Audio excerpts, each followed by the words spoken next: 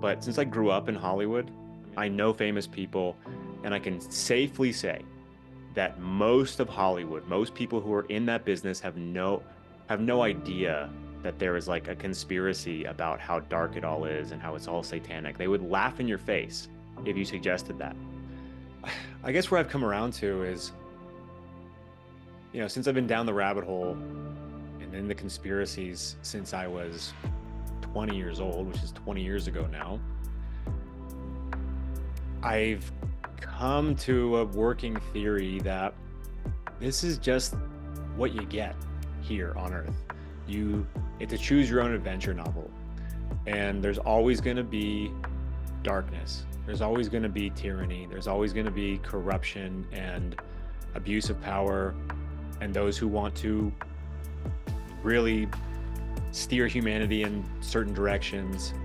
And it's up to you to what you do with that. What you do with this experience, because this is your only, as far as we know, this is your only chance at life. Do you want to spend your one chance at life just being mad and angry and, pissed off that other people don't see what you see and mad that there's people who are doing bad things? Or you want to just take note of that and use it as like a map or a guide as to internalize it, so you don't fall into the traps. So you can see, recognize, okay, I see this is happening, so I'm going to avoid this, and I'm going to help people, untangle from this web in this way. Life is as good or bad as you perceive it to be, depending on the lens in which you look at it through. So if you're just focused completely on everything that's wrong and everything that's negative and all the problems, that's the world you see.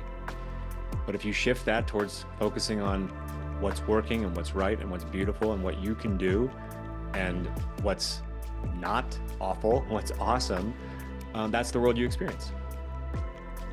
So it doesn't mean you're putting your head back in the sand. It just means you're not letting the darkness destroy your life, because it exists. Yes, there is deception in the world. There is manipulation. There is tyranny. Welcome everyone. So another interview today, this time with Benny Willis. And who is Benny? Benny is a guy who started JoyCamp something like 12 years ago, not sure, but long time ago. And I used to watch his content like 12 years ago. And we used to actually publish some of his videos on Truth Theory long time ago. So what is JoyCamp? JoyCamp basically is a YouTube channel where you have a comedy type videos about important subjects. But unfortunately, JoyCamp is not that active anymore, and Benny is dealing with other things at the moment. But I still recommend to everyone to have a look at JoyCamp YouTube channel, because some of their videos are brilliant. Looks innocent enough, doesn't it? Lots of young people play cornhole in the park. Seems like a good place to toss a bag around. But sometimes there are dangers involved that never meet the eye. So no matter where you meet a stranger, be careful if they are too friendly. One never knows when the conspiracy theorist is about. Let's take the case of Ronald Farber.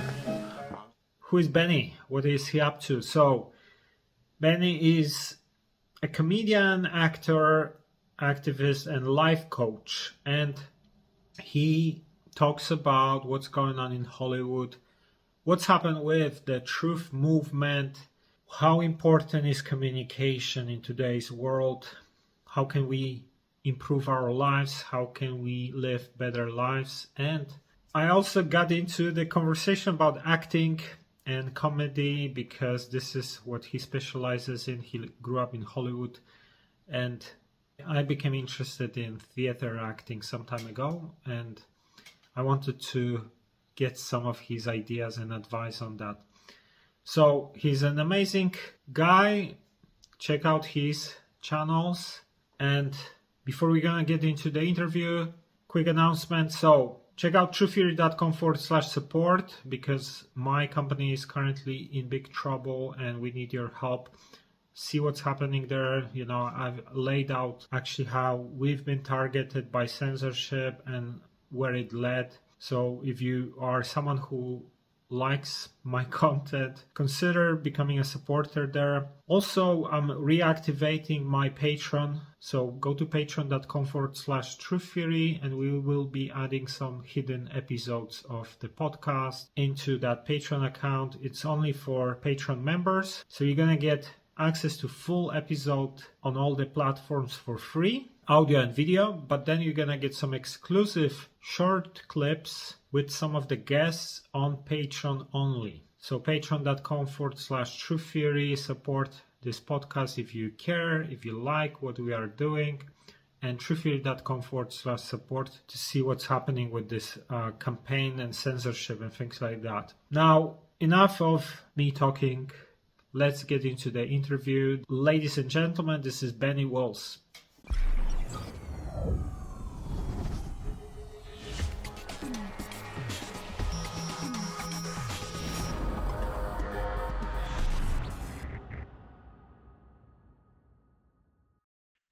Okay, this is Mike Sigula from truththeory.com, and this is Truth Theory Podcast, and my guest today is Benny Willis. Benny has traveled the world as a poet and emcee.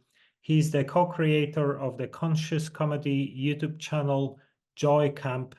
He's originally from Los Angeles, but he escaped California in 2018. He now lives in North Idaho with his wife and 3 sons. He has an online communication course called Free Your Speech, The Art of Communication, in which he has enrolled over 400 people. He also runs a coaching program called the Self-Reliant Way, where he instructs non-conformists on how to leave the herd and live life on their own terms. So, Benny, welcome to the show. Thank you, Mike. I appreciate you having me on. No, thanks for joining me. It's funny because I remember watching JoyCamp more than 10 years ago. I think you guys Yep. have been creating content for something like 12 years, right? Yeah, we launched in 2012, and yeah, it's hard to believe it's been over 12 years since we started doing it. Yeah, I remember back in the days, the conspiracy guy, that was probably one of the best episodes, right? Yeah, that's probably the What did most notable, I guess, character and video from what we did. But then somehow you kind of you stopped posting frequently, right? This is what's Well, happened. it's like the bio says, I left California, so it's pretty much on me. Joy Camp kind of Mm. dissipated because I couldn't live in California anymore. All the guys I did Joy Camp with are still there. So if anybody misses Joy Camp, you can totally blame me for it being not much of a thing anymore.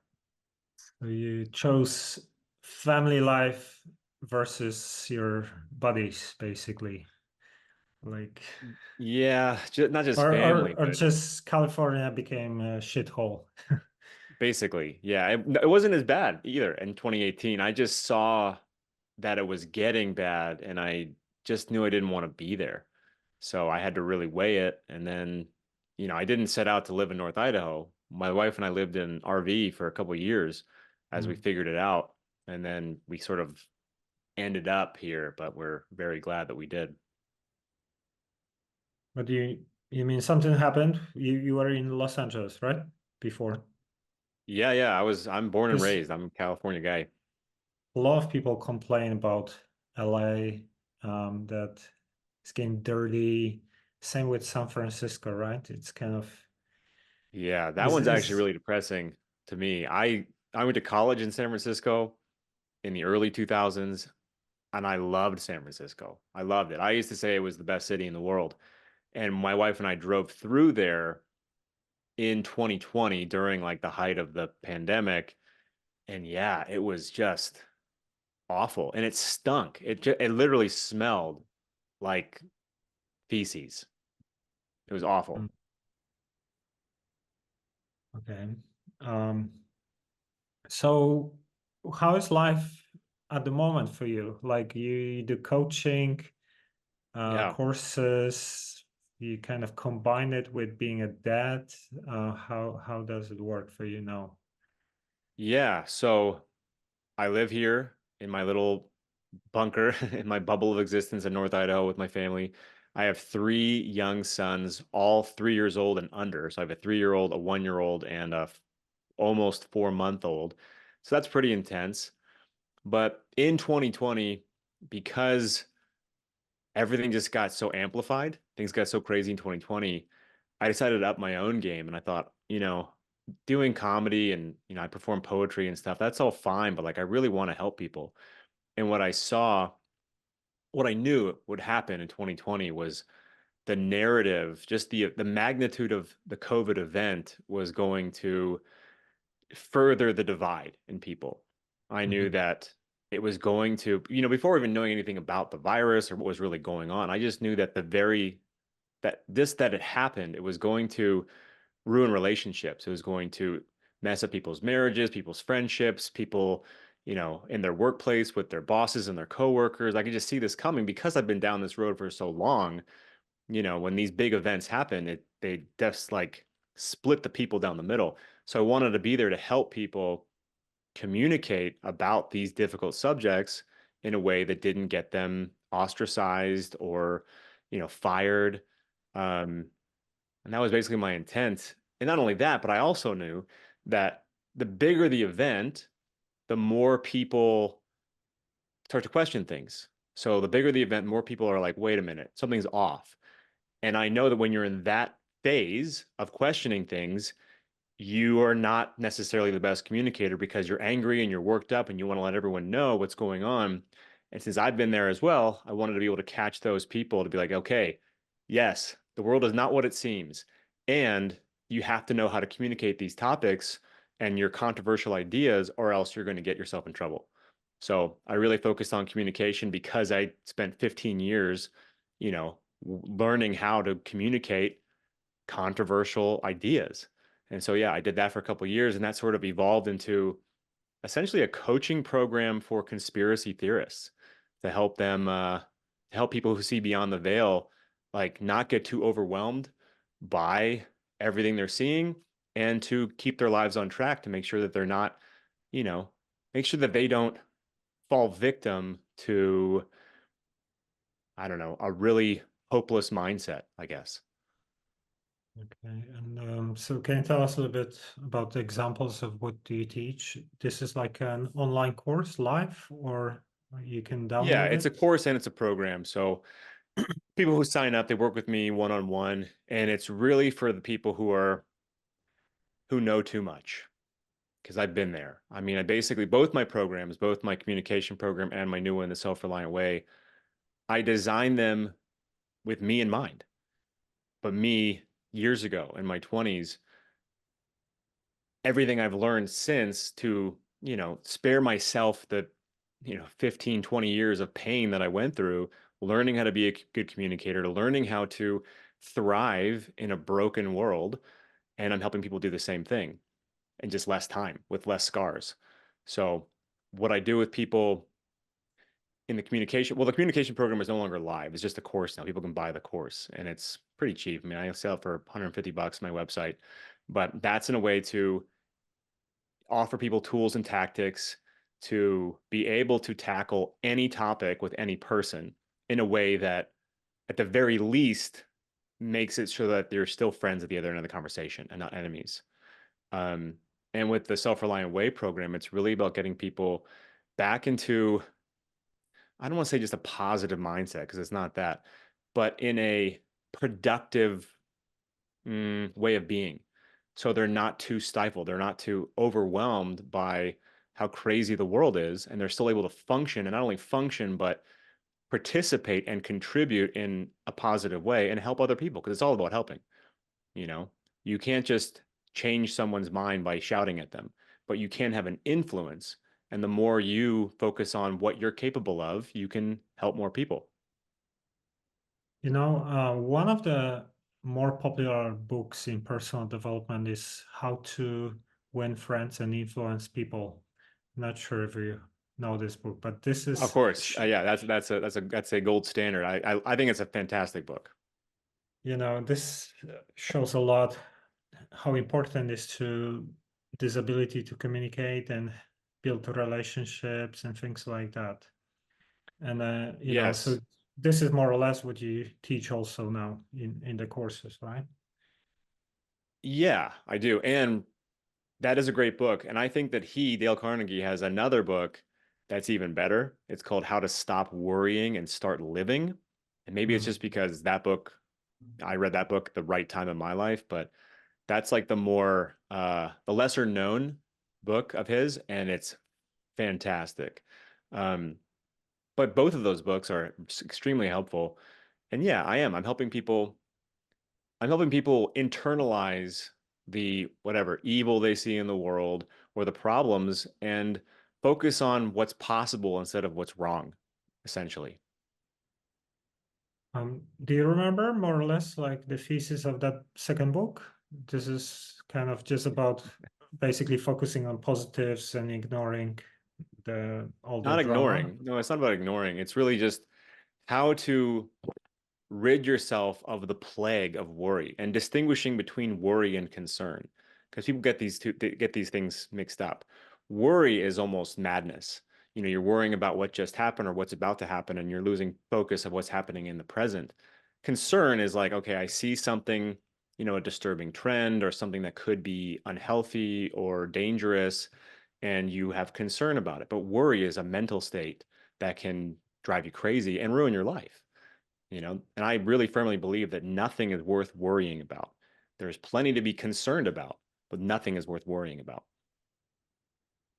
Yeah, and then what about living on the other side of spectrums where you are careless and you are super optimistic, never worry?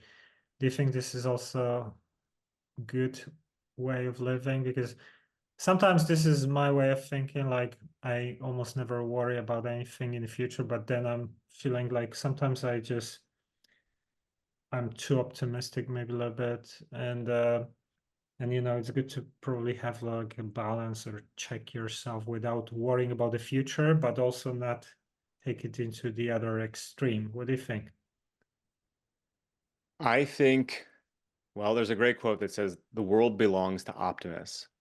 I think it's important to remain optimistic and um, not have cognitive dissonance, not just be blindly ignorant. I think optimism is strength. It's a healthy way to look at the world. It's a healthy way to look at your life. If you're optimistic about things, you're more likely to get things done. You're more likely to have a positive impact and be helpful to people. Um, yeah, someone called me recently a pathological optimist, and they meant it as an insult, but I took it as a compliment. But I'm not pathological. I'm resilient. Now, optimism doesn't mean that you just have this happy-go-lucky, easy, pain-free life. No, it means you choose to see and find the silver lining and the positive in everything. And if you can get in the habit of doing that, you are going to move your life forward and you are going to be able to be more helpful and contribute more. And again, be more resilient, have a thicker skin than the pessimist who, the pessimist gets to be right. The optimist gets to, soar to great heights. Mm, okay. So I saw you made a video lately about the truth movement. What happened with the truth movement? I actually did not watch the video.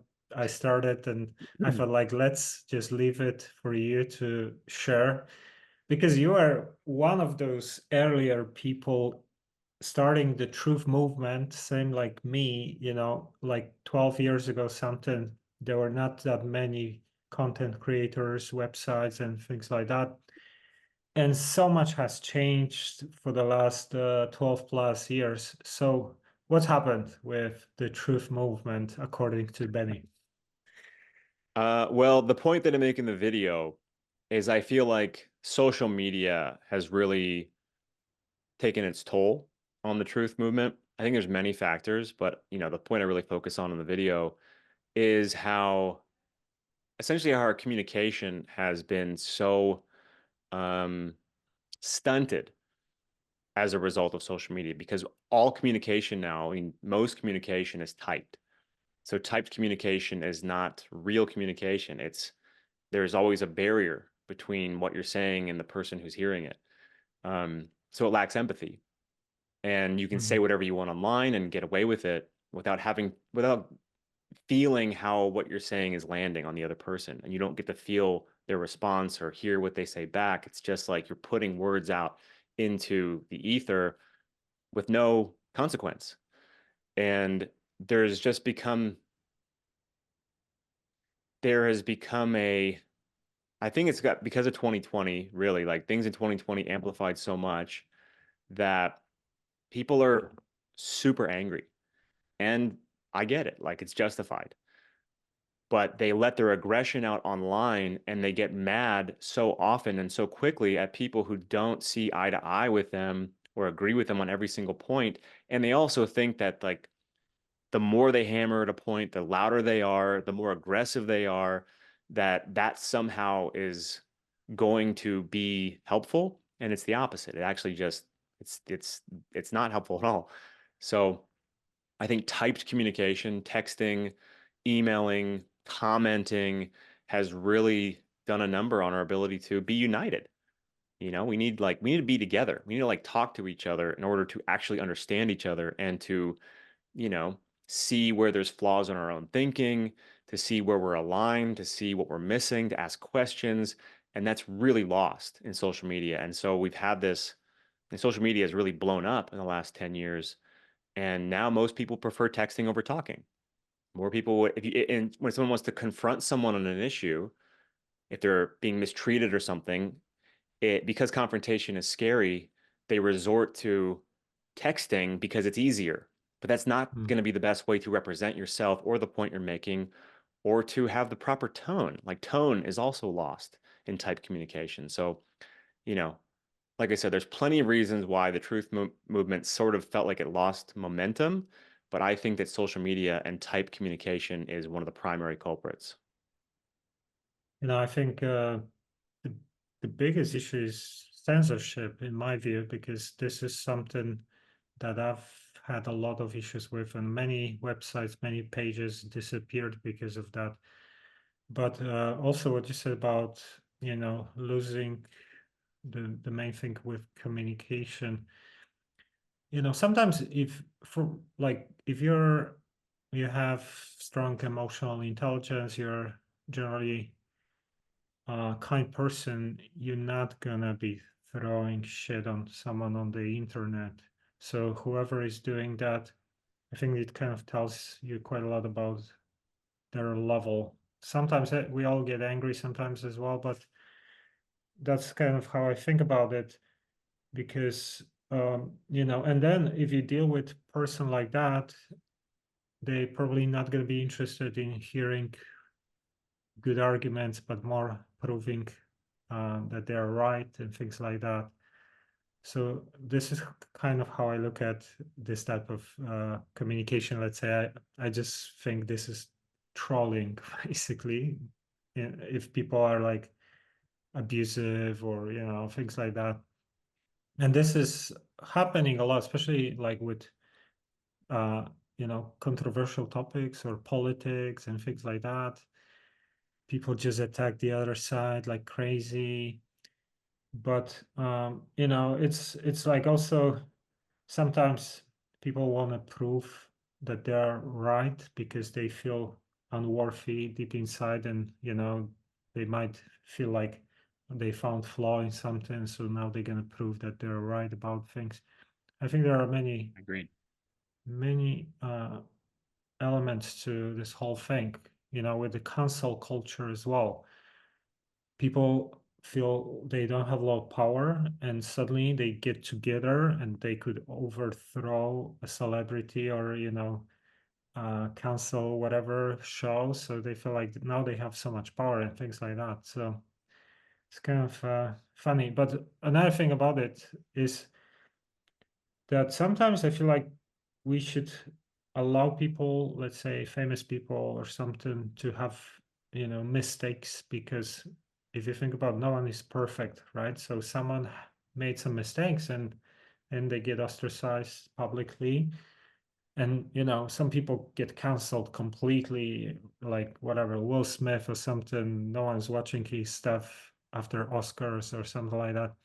I feel like, no one is perfect, and um, sometimes mistakes happen, whatever. And another thing is some people admit wrongdoings and then they get also attacked. But I think this should be looked at differently because, um, if you share your vulnerable side with the world, why should you get attacked? I don't know. What do you think? I agree. And I think that, if you find yourself getting canceled, just don't just keep going and you won't be canceled. I mean, I think that, anyone can you're never going to please everybody. So if people don't like you, okay, and don't give up, just keep going. You'll find a way. I mean, I think the cancel culture thing is more of an illusion than anything. It's people still like Will Smith, they're still gonna like Will Smith. If people don't like Will Smith, doesn't matter. He'll be fine. If he gives up, if he lets that fear of like, oh no, now millions of people don't like me, and he decides to, sink into a depression and never come out of his house again, then that's on him. That's no one's fault. He's the only one to blame for that. But if he decides to just keep going anyway, then cancel culture has no power. Yeah, I see. Another thing I wanted to ask you, what do you think about being a comedian? I guess, like, first of all, you need to have natural talent, perhaps, but then can you cultivate it with some skills, hard work, some kind of practice, things like that? My view is that, first of all, you cannot take things too seriously because if you worry too much, you have too much stress. It's hard to be in that constant, happiness and things like that. And if you are happy most of the time, then it's easier to come up with, I don't know, new ideas for gigs or videos, whatever content. So you kind of need to maintain yourself in that happy state.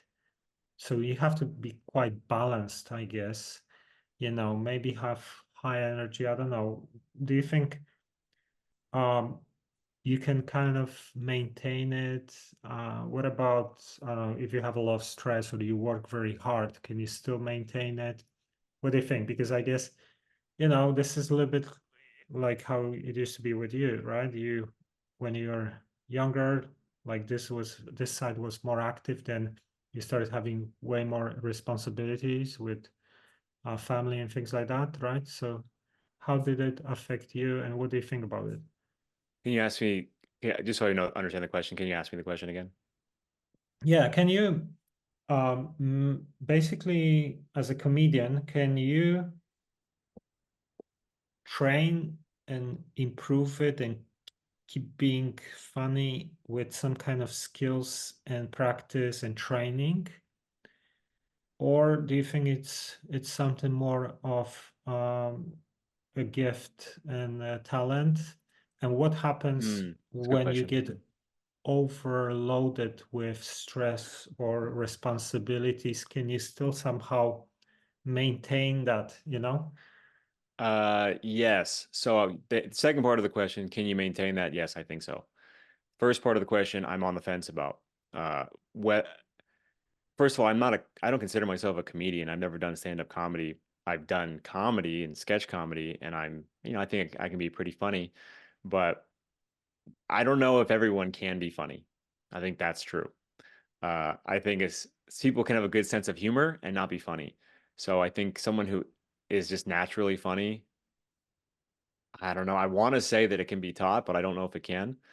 Um, like I'm drawn to funny people. Like all my friend, to be my friend, you got to be funny, and that's just something I didn't realize until recently. When I look at like my friend, people who are close to me, I'm like, yep, my number one most important characteristic in a person to have a relationship with is funny.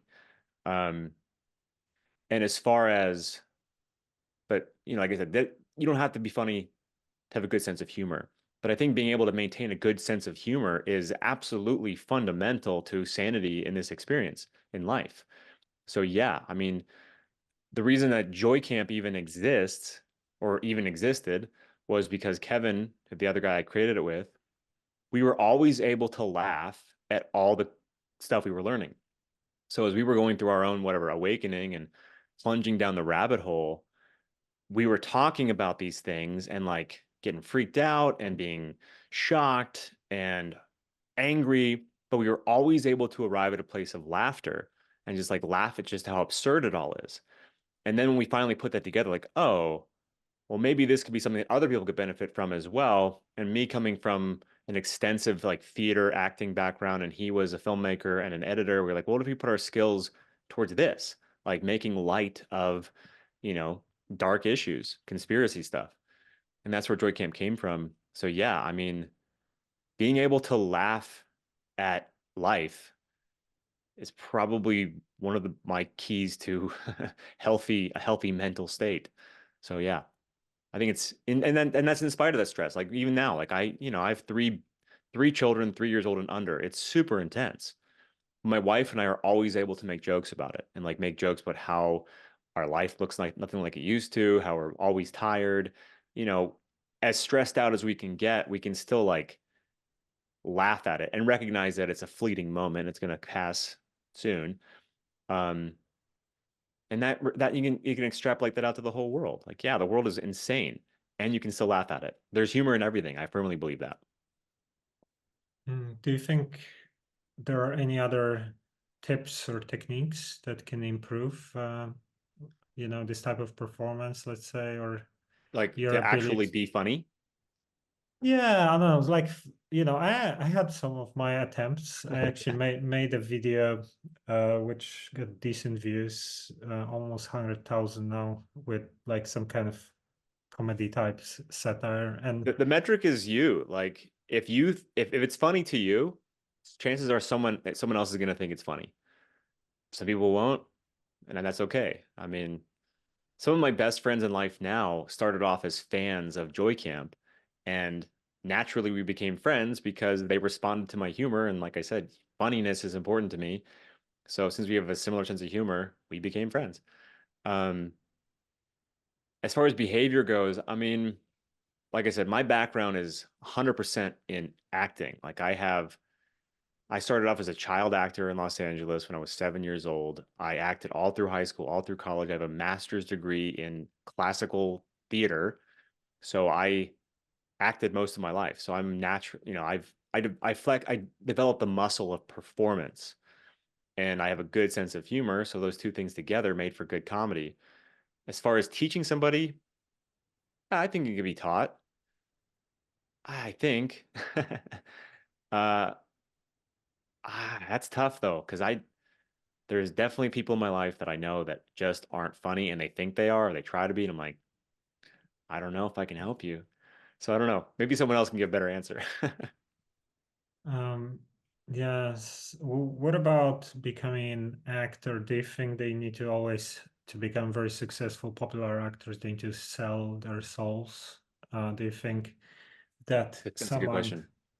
Well, I can safely say, and people don't like it when I say this because it like destroys a belief for them. But since I grew up in Hollywood, I mean, my parents are both actors. I grew up backstage of movie sets, TV sets, playhouses. You know, I have people in my life who have had huge success. Like I know famous people, and I can safely say that most of Hollywood, most people who are in that business have no idea that there is like a conspiracy about how dark it all is and how it's all satanic. They would laugh in your face if you suggested that.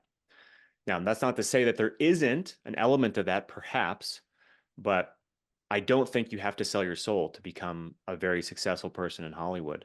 That doesn't mean there aren't agendas that get promoted through the stories. Um, but I don't think you have to sell your soul. I think maybe the music industry is weird. Like there's certain elements that are impossible to ignore about like music videos and symbolism and stuff. And I have no idea what's going on over there. But I don't think it's a prerequisite to sell your soul in order to have fame. Do you think that some of the very top actors, for example, because they always present themselves as nice people, but very often something leaks out, and like Christian Bale or whatever, how they kind of gonna treat others below them. They always kind of seem to have massive egos with and just look down on others, and very become very arrogant once they get all the fame, and very kind of fake cutthroat types. Do you think there are actually some nice, genuine, top actors that are kind people? Like a lot of people think that Keanu Reeves is like that. I What do think you think? most of them are kind and genuine. And again, this is a controversial viewpoint, but if you're not generally kind, your career is going to be short. That Mm, there's exceptions to that. And I think even someone like Christian Bale, I mean, again, coming from a professional acting background, there was a leaked audio of him like yelling at a boom mic operator or something on a movie set 10 years ago. And yeah, if you hear that out of context, he sounds like an asshole. But if you put yourself in his situation, in his shoes, who's an artist doing his job, and you're in a professional movie set, and one of the guys who's responsible for making it all go can't do his job right, and he's interrupting the flow, yeah, it can get frustrating. Now, is that I'm not defending Christian Bale's like lashing out at the guy, but I see where he's coming from. And that doesn't mean one isolated experience, one moment doesn't necessarily mean that he's just some diva actor that no one likes who's arrogant. He probably wouldn't have a career if he was hard to work with. So, mm, I mean, again, I have a contrarian stance on this, perhaps, but it's because I come from that industry and I know how it works. If you're acting in a scene and you're like really in it, and acting is not easy. If it was easy, everyone would do it. But if you're in it yeah. and you're like really having an emotional moment and you're like in deep, and then the boom mic operator can't get his job right, yeah, you're gonna get frustrated. You're gonna get pissed off. And, he shouldn't be, if he can't do his job, he shouldn't be on the set because this is like the most professional setting possible. So I don't know. I think some of them are arrogant, but most are probably kind. That doesn't mean their politics are correct or like whatever, their view, they can have whatever opinions they have, but I think they're generally pretty nice people. Okay. Um, acting. I actually, for fun, I started doing some theater acting for fun, and I enjoy it. Obviously, this is just a hobby and things like that, but I just decided to do it since I started doing some videos and other things. I thought this is gonna help me a little bit. But now I meet quite a lot of people who are excited about acting, and very often they come with this naive kind of idea about it, where initially they're super excited, and then they get into the environment and they don't like so many things about it, like how people treat each other, or the egos, or um, how difficult it is, all the rejections, all these kind of things. So it's obviously is one of these careers where you have high reward and then high probability of failure. But if you get successful, then you get all the success. But most people fail and get nowhere with that. So I guess, like, do you think, you know, would you advise people? Do you think you can have a balance, let's say, because if you have this industry where you need to put all in to be successful, or are you gonna not? Do you think it's possible to have balance, like you have family life and things like that?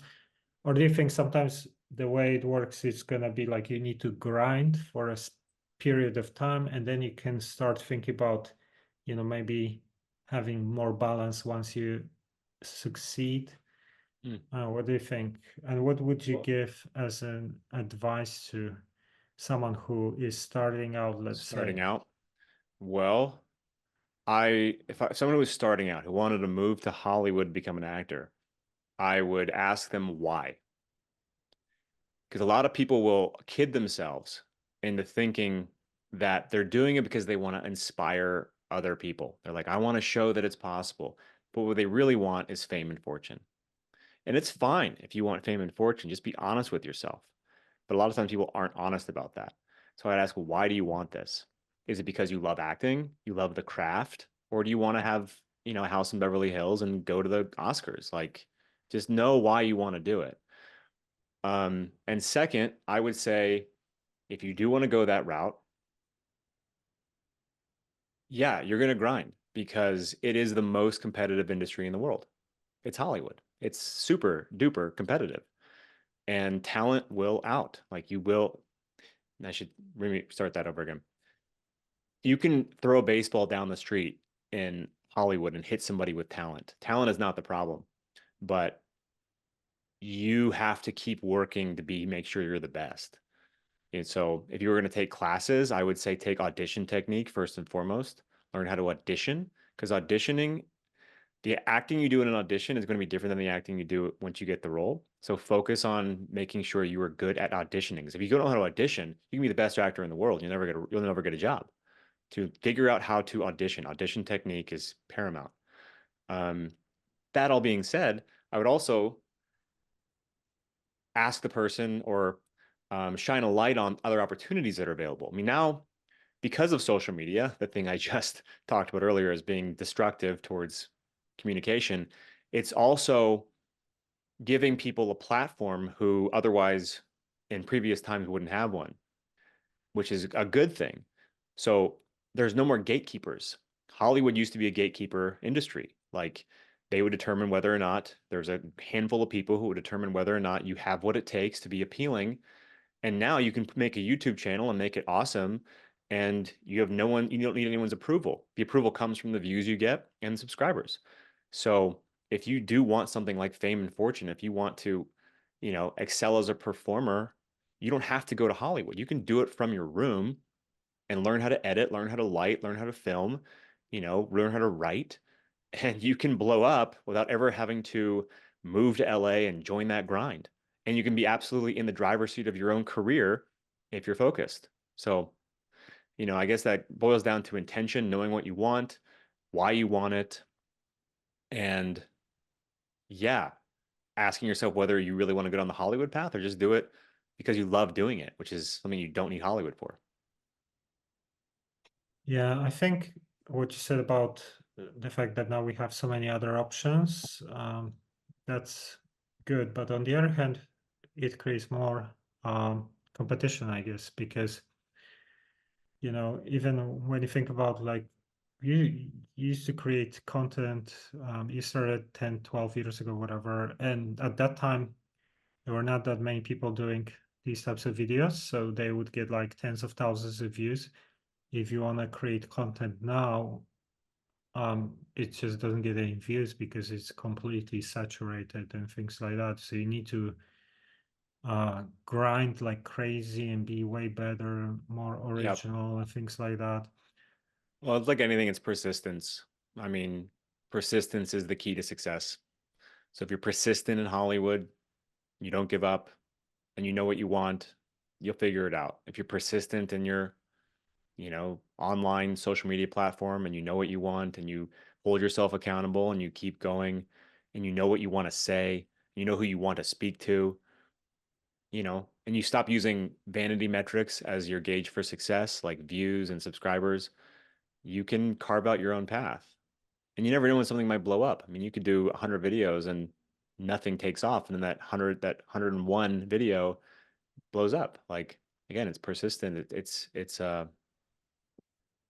belief in yourself and dedication, and yeah, following through and not giving up. Just like with anything. Yeah. Um, And you don't and need millions of followers to be successful online. Like that's another misconception. Like, that's what I mean, like vanity metrics. Like I support my family doing what I do with ultimately not that many people. I mean, I have, JoyCamp has, I think, 25,000 subscribers. I currently have a little over 13,000 subscribers on my personal channel. I have a 5,000 person mailing list. And I have, between Twitter and Instagram, I probably about 3 or 4,000 people. And I'm intent on growing those numbers. But currently, that's all I need to have people that, want to work with me. Yeah, and who and enjoy my I content. also what you said about why do you want to, let's say, become an actor or a famous actor? This is so important in anything because I always see people who try to get into something because they hope that the reward uh, will come. And once you get into something so challenging, if you're not in love with the craft, you're probably gonna get smashed or quit sooner or later because you're gonna have so many obstacles that only those that are crazy passionate about it, they remain. And those who are in it for because they think that of the reward that will come at the end, like these people probably sooner or later leave anyway. I think this is common among similar fields as well. Yeah. Yeah. Yeah. I mean, I left Hollywood. I was there. It was my dream growing up, and I was there for whatever 8 years. And yeah, when I knew it was not for me. I mean, it was like very conclusive. I still sometimes miss the idea of being able to make movies and stuff, but I don't miss the experience of being an actor in LA. And certainly with like the way that the political agenda is pressing so hard in Hollywood, like that's not for me. So I and I also don't like being I like things being within my control. Like I can control my own success by doing content online, running a business, and in LA, it was too dependent on other people determining whether or not I was right for the job. And I actually did pretty well for several years, but I didn't like not being in control of that. And I also didn't like I made most of my money in commercials and I really didn't like doing that. Um, so yeah, I mean, if someone wants to go to Hollywood now, I think they should really, really do some soul searching and ask themselves why, because it's not the juggernaut that it used to be.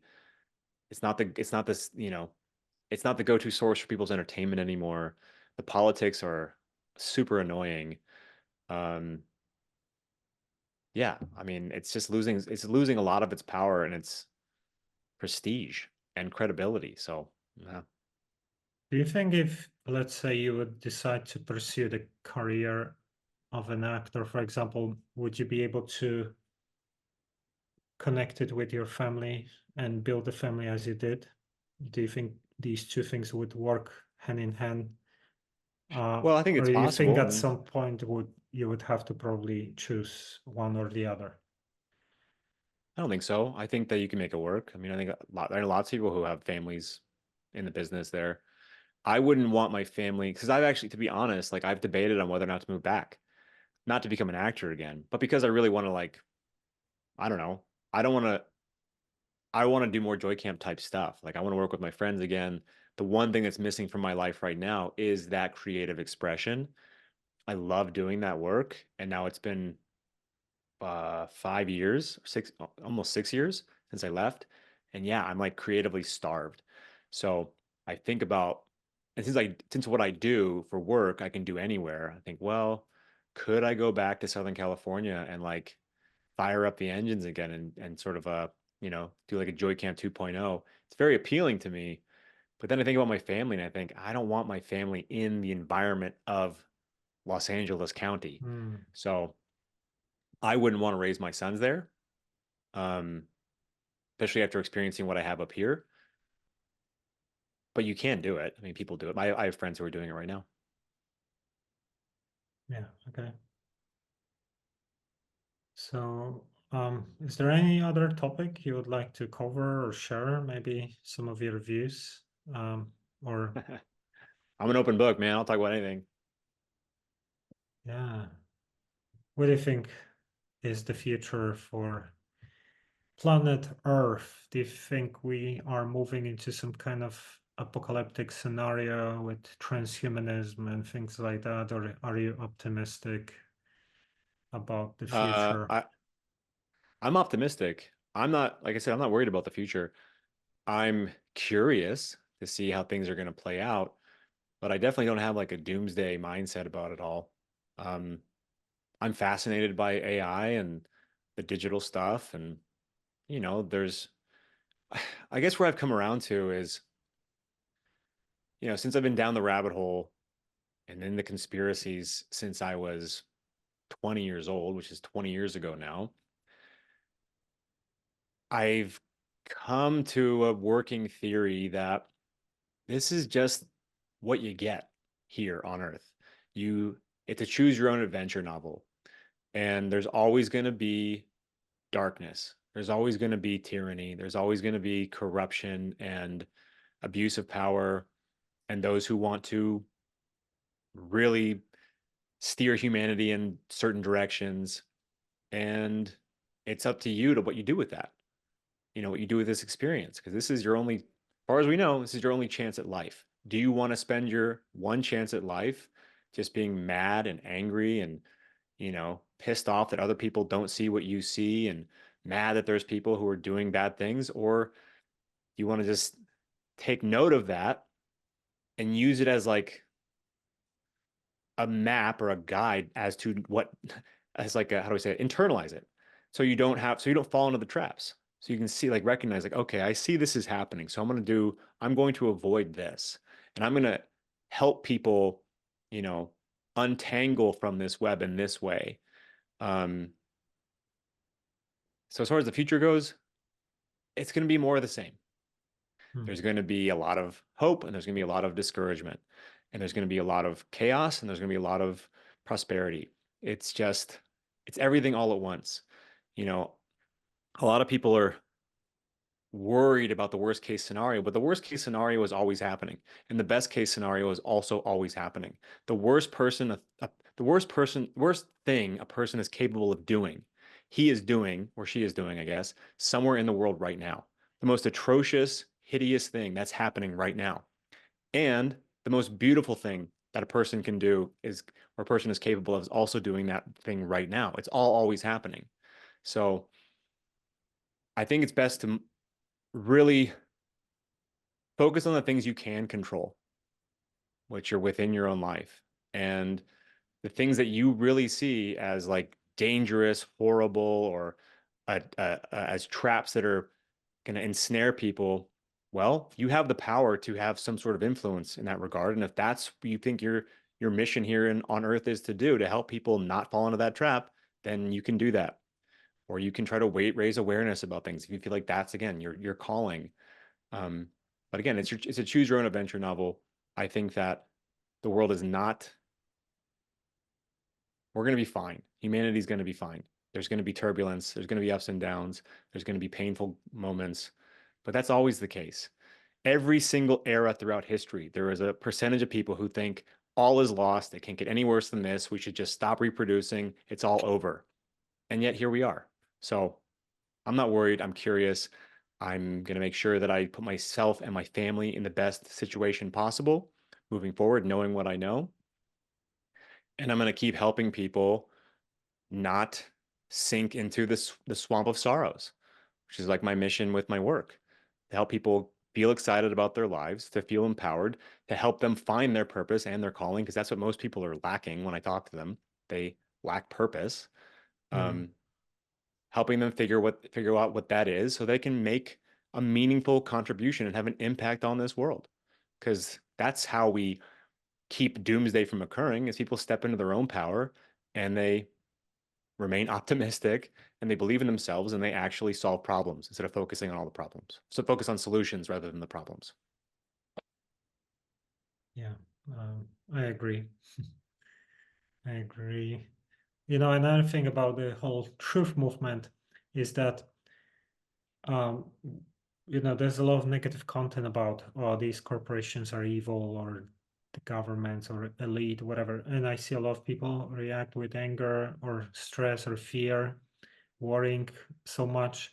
So it's really important how you deliver the information if you want to do it. Like you guys try to highlight important subjects through comedy and fun.